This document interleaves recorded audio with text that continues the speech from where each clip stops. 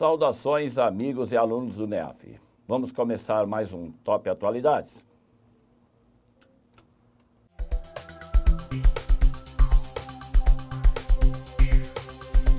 Top Atualidades, começando, entrando na sua telinha. E o professor Marcos José, com materiais da Raquel Basilone.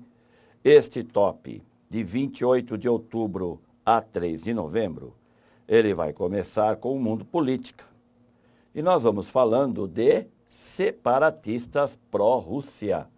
Escolhem líderes em eleição no leste da Ucrânia.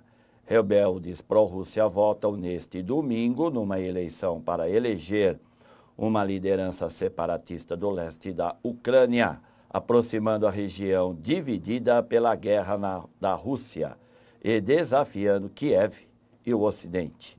Os Estados Unidos e a Europa consideraram a eleição ilegítima, o que certamente promete acirrar ainda mais as tensões no leste, né, aqui entre a Rússia e o Ocidente. Então, mais uma vez, estamos aqui falando da Ucrânia. E você que vem me acompanhando já deve estar bem a par dessa situação. Não esquece de sempre lá dar uma olhadinha no mapa. Confere onde ficam essas regiões onde agora ocorreu as eleições. Não se esqueça do que eu sempre falo. Ó, pega lá o rio Dnieper, que praticamente divide a Ucrânia em Oriente, Ocidente. Verifica isso direitinho. Por quê? Porque você não pode esquecer também da Crimeia, não pode esquecer das sanções que estão sendo aplicadas à Rússia, não pode esquecer que a OTAN é o braço armado aqui dos Estados Unidos e União Europeia, que a União Europeia é altamente dependente do gás russo. Então, tudo isso é relevante. Vai acompanhando essa notícia. Legal? Outro assunto importante, Justiça da Itália nega extradição e solta Pisolato, condenado pelo Mensalão. A Corte de Apelação de Bolonha negou nesta terça-feira o pedido do governo brasileiro para que o ex-diretor de marketing do Banco do Brasil, Henrique Pisolato, condenado no processo do Mensalão, seja extraditado para o Brasil. Então, no caso do Pisolato, é o único que foi condenado e está solto. Ele teve aí um tempinho, conseguiu pegar o passaporte do irmão e era por isso que ele estava preso na Itália. Não esquece esse detalhe. A detenção de Pisolato na Itália não é porque ele foi, não é, aqui réu do Mensalão. Foi o fato de que a polícia italiana realmente detectou que ele detinha um passaporte falso do irmão. Foi por isso que ele foi detido. Mas agora, tudo indica, ele vai poder curtir, né, ali um passeio em Roma, Veneza, sossegado, porque afinal de contas, ficar preso não deve ser fácil. Então, vamos lá, falando sério, acompanha esse caso, por quê? Principalmente você que vai fazer um concurso, que vai cair atualidades do primeiro semestre de 2014, lógico que você não pode esquecer o nome do Pisolato. Ok?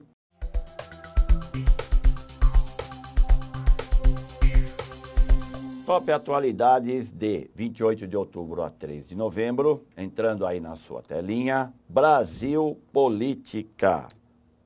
Câmara derruba conselhos de participação popular e impõe derrota a Dilma. A Câmara dos Deputados derrubou na noite de terça-feira um decreto do Executivo estabelecendo que órgãos da administração pública teriam de levar em conta instâncias e mecanismos de participação social, como conselhos populares, impondo a primeira derrota à presidente Dilma Rousseff no Congresso após a reeleição. A oposição contou com o apoio de partidos da base aliada do governo, como PMDB e PP, para derrubar o decreto editado por Dilma. Então, essa é a primeira derrota da presidente, não é? Isso tem a ver aí com aquilo que é cobrado, inclusive, dela, de uma reestruturação política, né, a tal da reforma política, que, pelo que a gente entende, o Executivo, né, a Dilma, queria que isso fosse feito através de plebiscito. E a Câmara dos Deputados não quer assim, não. Ela quer, na verdade, que isso seja defendido, não é? Ou escolhido pelo referendo. Então, cuidado com essas duas palavrinhas, né? Qual é o conceito que você tem de plebiscito e referendo? Então, você vai fazer essa pesquisinha aí básica para você ficar mais antenado. Outro detalhe é que aquilo que a gente sempre tem que entender. Vivemos numa democracia, o executivo pode sim desenvolver um projeto, mas tem que bater lá no legislativo.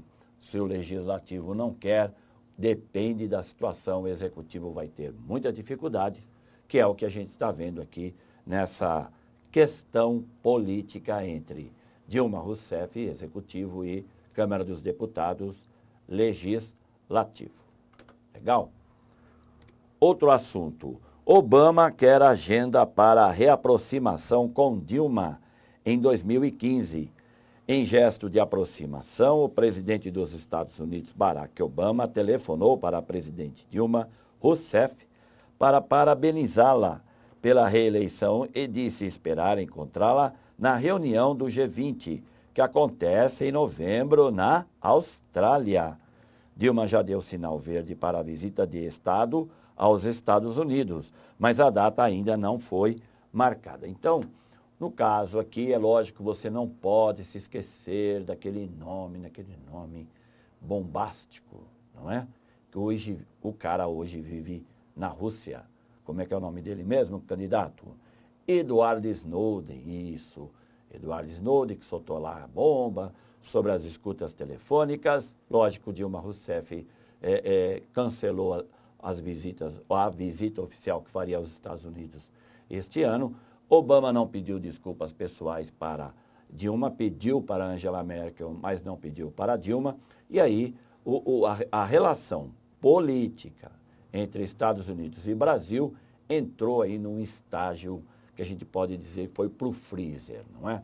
Isso, agora que passou aqui as eleições, tudo indica que a poeira está baixando, deve haver sim aí um novo canal de comunicação, aí, de relacionamento político entre os dois governos e, quem sabe, realmente, como disse aqui Obama, na reunião do G20 que vai ocorrer este mês na Austrália, né, o clima volta a ficar legalzinho entre os dois. Não esquecer, aproveitando que esta semana, apesar de que eu falo do top da semana passada, esta semana vai ocorrer eleições no Senado dos Estados Unidos e a situação do Obama não é nada boa. Tá legal então, candidato?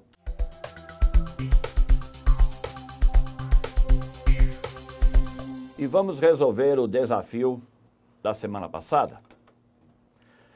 O presidente do Iêmen, Rabu Mansur Hadi, disse ontem que há brasileiros entre terroristas em seu país. A informação não foi confirmada pelo Ministério das Relações Exteriores brasileiro. O presidente do Iêmen afirmou que 70% dos terroristas que operam no país provêm de outras regiões do mundo. Qual o nome da rede terrorista presente no Iêmen, que conta com a presença de brasileiros? Letra A, Hamas. Letra B, Al-Qaeda. Letra C, Hezbollah. Letra D, Talibã. E letra E, Fatah. Já escolheu, não é, candidato? Isso. Resultado do desafio, alternativa B. O presidente iemenita, Rabu Mansur Hadi, havia informado sobre a suposta presença de brasileiros entre os 12 integrantes mortos da Al-Qaeda. Logo após, o Itamaraty disse que não havia encontrado provas dessa suposta presença. Isso tem a ver, lógico, com a questão da facilidade que existe em fraudar o passaporte brasileiro. Isso é muito comum no mundo inteiro. E outra, não é? Para o presidente do Iêmen, o Mansur Hadi, era legal, não é? Era bom para a imagem dele dizer que não. Lá no Iêmen não existem forças da Al-Qaeda. Elas vêm dos vizinhos, como Omã ou Arábia Saudita. E para provar isso, foi entregue à imprensa internacional uma série de passaportes para que fosse mostrado que os membros, né, terroristas mortos da Al-Qaeda não são do Iêmen, coisa que não colou. Primeiro porque, no caso do Brasil, os passaportes eram falsos e também é sim verdade que existe célula da Al-Qaeda no Iêmen, goste ou não o presidente do país. Outro detalhe, tá? Se a gente for pegar aqui, ó, vamos fazer o seguinte, vamos voltar aqui. Se você pegar, ó, no caso, você está aí com uma certa dificuldade para entender, né? Ah, como é que é isso e tal.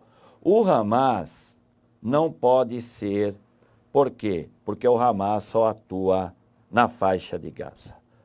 Hezbollah só vai atuar no sul do Líbano e em parte na Síria. Talibã também não pode, porque o Talibã só atua no Paquistão e Afeganistão. E o Fatah é um partido político, representa os interesses do governo palestino, não é grupo terrorista, não atacaria nunca em alguma situação no Iêmen. Então, lógico, para quem vem acompanhando aqui o meu trabalho, né, o trabalho aqui do NEAF, já deve ter matado bem a questão. Só pode ser a Al-Qaeda. Legal, então? Vamos, então, ao desafio dessa semana. Com a crise econômica aprofundada em 2008, uma classe de países da zona do euro passou a ser chamada de PIIGS. Nesses países, letra A arrecadação caiu, apesar de o emprego ter aumentado, afetando a manutenção das políticas de bem-estar desenvolvidas há décadas. B. A pobreza estrutural é muito grande, já que são periferias comunitárias localizadas no leste do continente. C. As taxas de desemprego são as mais expressivas do continente, apesar de a sustentabilidade das economias nacionais ter diminuído. D. Os gastos públicos são excessivos e o endividamento descontrolado, ao ponto de suas dívidas serem iguais ou superiores a 50% dos seus PIB. E os investimentos do bloco econômico continuam sendo fortes, mas houve o aumento da desconfiança da população nacional devido à corrupção. E assim terminamos mais esse Top Atualidades, que foi de 28 de outubro a 3 de novembro. Esperando que você tenha uma excelente semana, bons estudos, foco, e a gente vai se ver na segunda-feira que vem. Grande abraço a todos.